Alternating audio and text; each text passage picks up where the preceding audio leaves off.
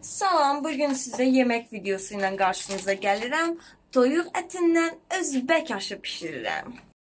Bizə lazım olan malzemələr: düyü, toyuq, yox bu lazım deyil, kök və soğan və ədviyyat olaraq duz və cirə.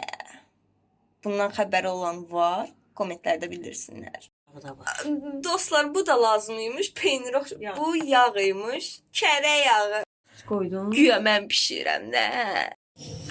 İlk öncə kərə yağımızı əridirik. Onu çox gözəl kıvama gətiririk.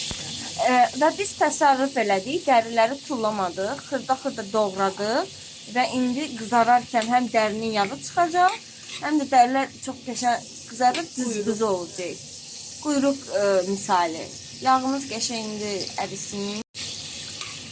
İndi tökürük soğanı. Soğanı əlavə edin. Və həmçinin də kök. Kökü rəndələyə də bilərsiniz, ya da ki, xırda-xırda belə doğrayın. Öz seçiminiz. Amma belə daha baqat görsənir. İndi bunları qəşəng bir-birinizə karamelize edib pişirəcəyik.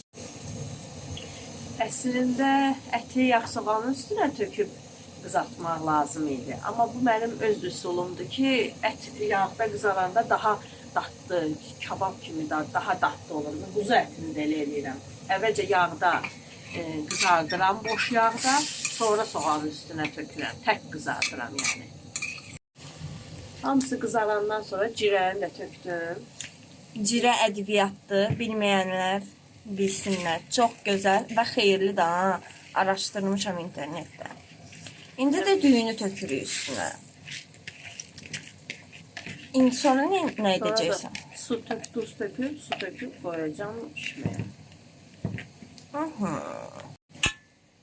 Baxın dostlar, düyünü üstünə tökdü. Düyünü qarışdırmadan, belə altda qalır toyuq falan. Düyü üstə qoyub. Sonra da arasına sarımsaq qoydu. Və gözəlcə duzlayırıq. Ondan sonra üstüne su çıxacaq qədər. Su normal sudur, qaynanmış ya ilıq deyil. Sadəcə normal suyu. İndi suyun miqdarına diqqətlə baxın, nə qədər lazımdır. Mən əslində qaynadıb tökərdim. Gördünüz, düyünün üstündən 2 barmaq çıxanda.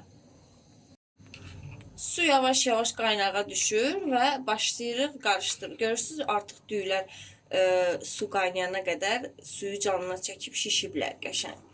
İndi ehmalca onları qarışdırırıq və unutmayın, yemək pişirərkən öz sevginizi və sevgi dolu sözləriniz. Əsl sehir budur.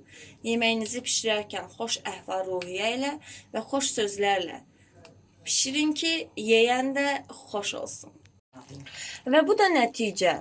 Su çəkiləndən sonra bizə çox gözəl mənzərədə bir plov olur. Gördüyünüz kimi, baxın, düyülər pişib qəşəng. Toyuq. Yumru düyü olduğuna görə biraz yapış-yapış olur.